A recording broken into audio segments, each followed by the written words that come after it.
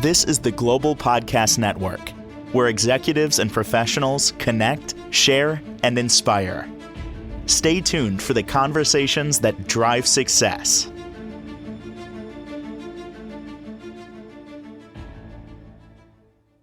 And welcome back, everybody. I'm always loving the process of how books come together and the concept originates. We're going to talk with somebody today who has created a murder mystery series.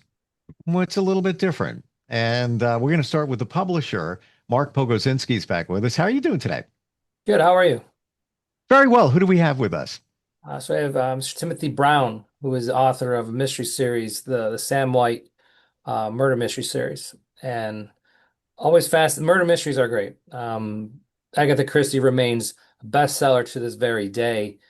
Sherlock Holmes is the preeminent detective who carried an entire series of stories and books, movies, and again, to this day, remains incredibly popular. So I thought it was interesting that Tim was creating in that type of area, a detective who has different adventures and can carry a book series. And his creation, Sam White, seems just a fascinating character. And then some of the historical references in the books are really bring something more than the normal murder mystery detective story. Interesting. Tim, welcome. Thank you. Thanks for having me. First question that's on my mind here is this is called the Sam White Homeless Mystery Series. Homeless. Tell us why. Yeah, well, you know, write what you know. I was a social worker for about 40 years and mostly directed and managed homeless and mental health programs in Sacramento. And so I knew a lot of homeless characters, fascinating people. And I've been involved since the late 70s. I mean, when first got involved, we didn't have homelessness. If you were around then, you'll remember we had, public drunkenness and, same drug use, but housing was so affordable that, we just didn't have homelessness. And when Reagan got in and cut the housing budget by 70%, it's just gone downhill ever since. So I wanted to write about, some of the history of that. I'm a history buff. I like historic fiction, and so each of my books starts with a prologue, historic fiction. The first one was a gold miner in the 1850, and the second one was Sir Francis Drake traveling around Mexico and leaving some treasure behind.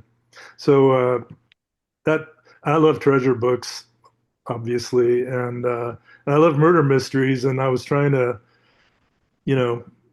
create something a little different with the homeless characters taking a pretty important part in the books, and to try to make homeless people seem human, and fully human. So anyway, that's kind of what I set out to do. And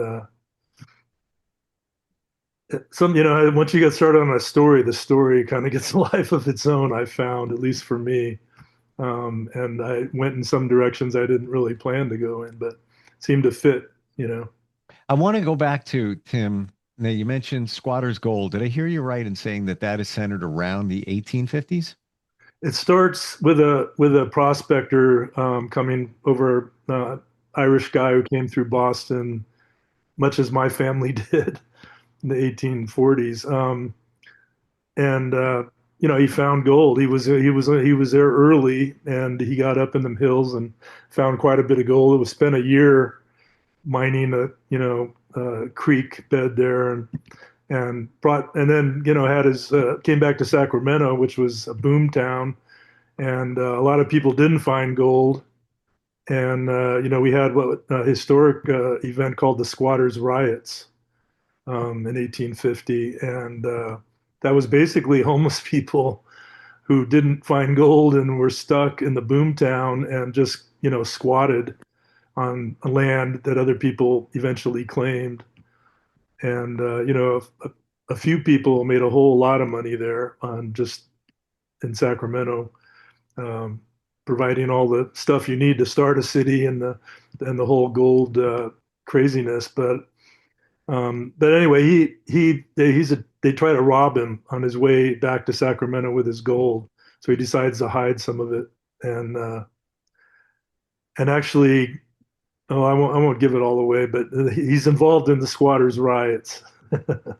I'll say that, and the gold is not found by him again. I have to tell you the that period, 1850s, 60s, 70s, 1880s, and right up to like maybe 1890, one of my favorite time periods. Hmm. And I can't even tell you why, but I think part of it is because photography started. So you Yeah, see real pictures. It's not just drawings, and you wonder, I wonder if it was really that way or not that way. And there was some technology, but it was still a much simpler way of life. And it's a just a interesting time. Um, have you seen 1883, the series? I've watched some of it. Yeah, I saw the beginning ones. I want to get back into it because Yeah. I love that period too. It's Yeah, it's an interesting is prequel to Yellowstone, but the yeah. series is like kind of gritty, kind of dark, but kind of cool. And I think in my the historical side of me would say pretty accurate. And now I'm watching 1923, which picks up from where it left off, I guess. Yeah. Different, especially even the colors, they're more vivid. Where 1883, it had just a kind of a muted vibe to it. Um, Yeah. the homeless side of things, you working with people who are and have been homeless, you must, in your journey, met a lot of people who brought so much to society. They just happen to have fallen on hard times and homeless. Um, what did you discover in that journey? Um, you know, a whole lot of stuff. I mean, yeah, that so many of these people have a lot still to give and gave a lot, and had health problems, had bad luck. Um, it doesn't take much, and now it's even worse. I mean, housing's so expensive, especially in California. Got Hmm. one of the highest homeless populations in the country, if not the highest. And thousands, tens of thousands. I mean, when I first got involved, it was in the mid 80s. There was a few hundred homeless people in Sacramento, and that was not good. But now there's 6,000 homeless people in Sacramento. And when I was before I retired, and for years before that, I helped build a homeless service system and help get some permanent supportive housing, you know, programs for homeless folks. And we did pretty good. I mean, when I retired, I think we had maybe 1,500 homeless people, but 1,000 of them were inside a program somewhere. Now we've got like 6,000 people and about 2,000 or maybe in the program somewhere. So it's gotten really bad. And Mm. every neighborhood is affected because people end up staying where they know, or they grew up, or their family is, or their friends. And you got these homeless camps in almost every neighborhood now. It's really sad. Where did your affinity for mystery series, murder mystery, where did that come from?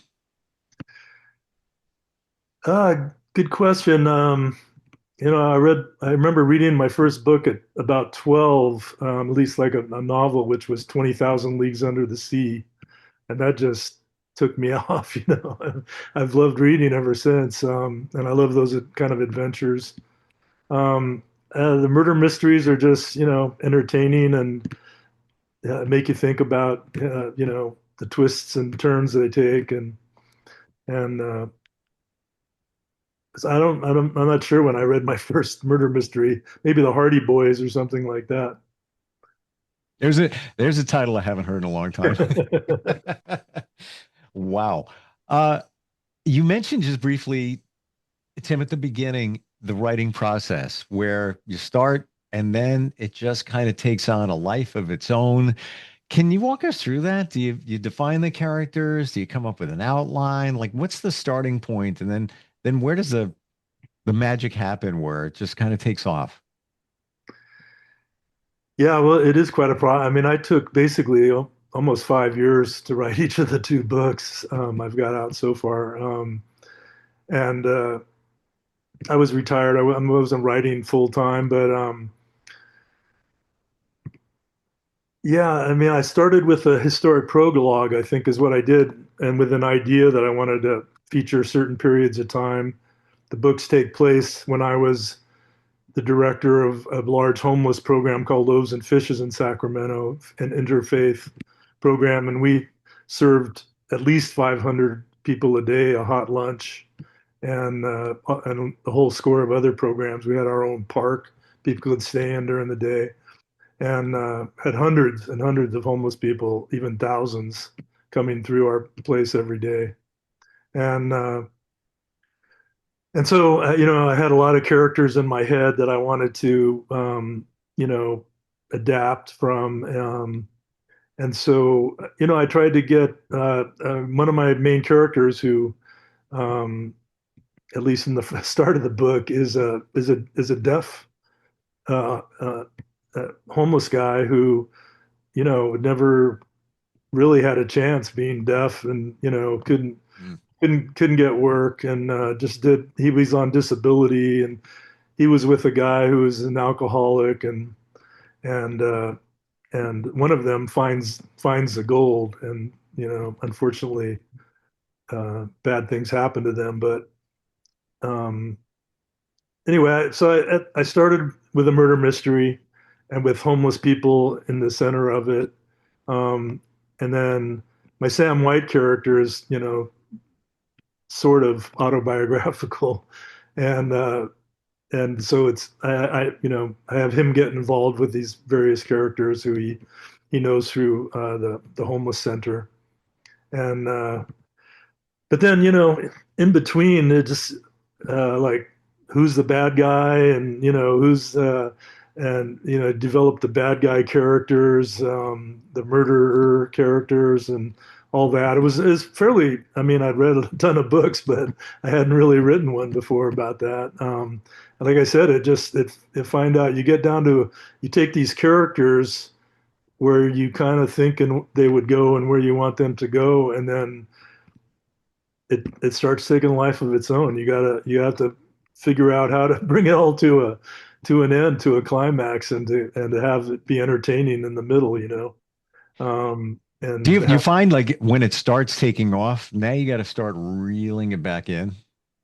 yeah, I mean, I working with Mark, I mean, I develop an early manuscript, and in terms of I wasn't somebody who started with an outline, although when I got about a third of the way into the book, it got confusing, and I had to make my list of characters and my outline.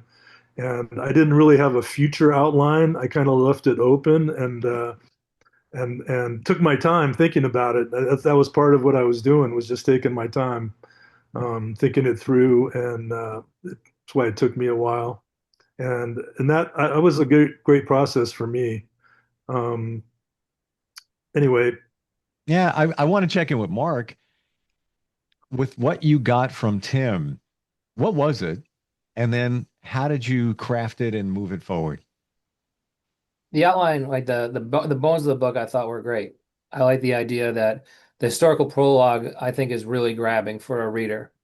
And you see a couple very famous books that do that, that combine real things, the reality of history, and then it becomes a fiction. You find some little nugget of interest, like the riot, and at the fact that there might be gold, and then you take that and you create an entire plot line based on that. And there's been many famous writers who've done that. Possibly one of the most famous was Philip Jose Farmer, who did it with the character of Tarzan, where he took the Burroughs books and then rewrote them so it became more historically accurate.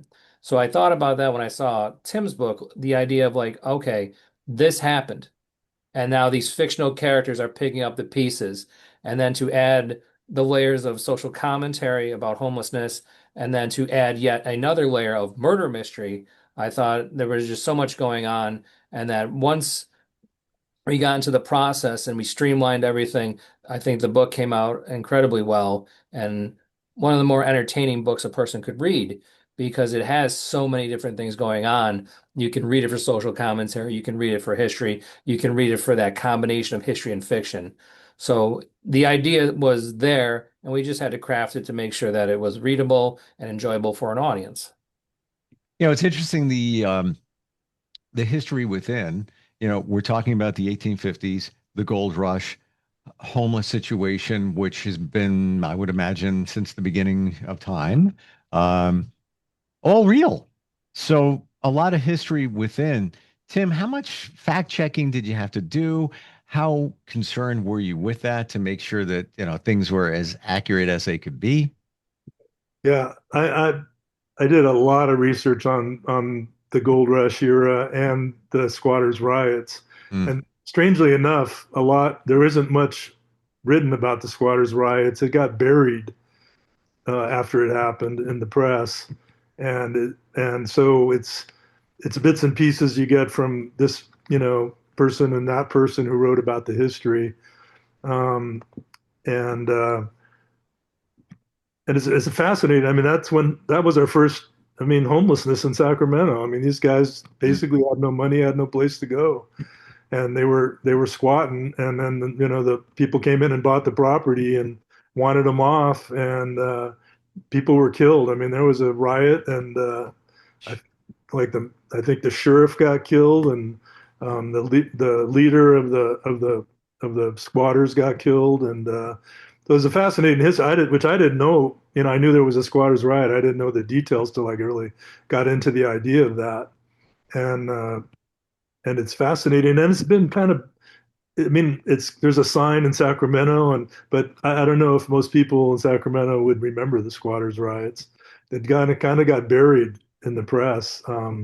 I think the people in power didn't want that to get out. Sacramento was booming. Well, Uh, interestingly, though, I'm looking at this where Sam is the director of homeless services for an organization, and then your professional life, that was a part of you. So it's almost, if you have some more latitude with that, if we insert your name, it's kind of connected to you in a lot of ways, isn't it? Tim Brown, Sam White.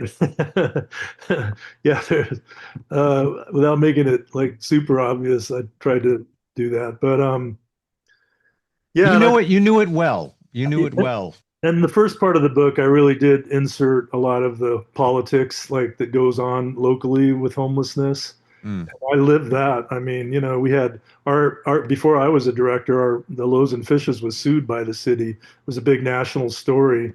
Um, and they eventually dropped that lawsuit because it made them look bad. But that's the kind of stuff that happens in the business community. It's not thrilled because we're like 10 blocks from the state capitol, and you know people had their eyes on this land, which used to be the old rail yards, and us having a homeless program in the middle of it was not accepted by all. We had a lot of enemies.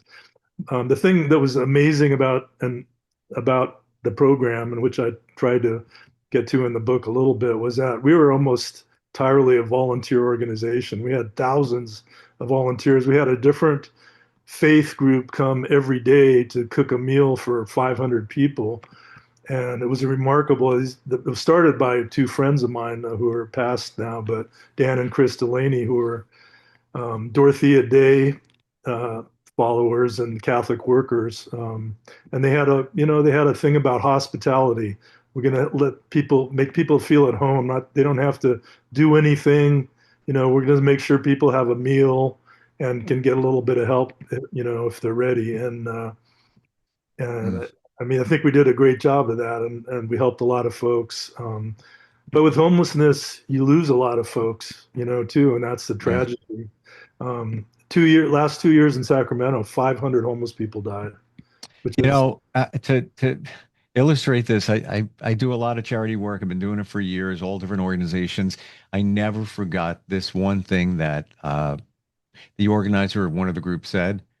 Any of us can be can be one paycheck away from being homeless. You never know what's going to happen.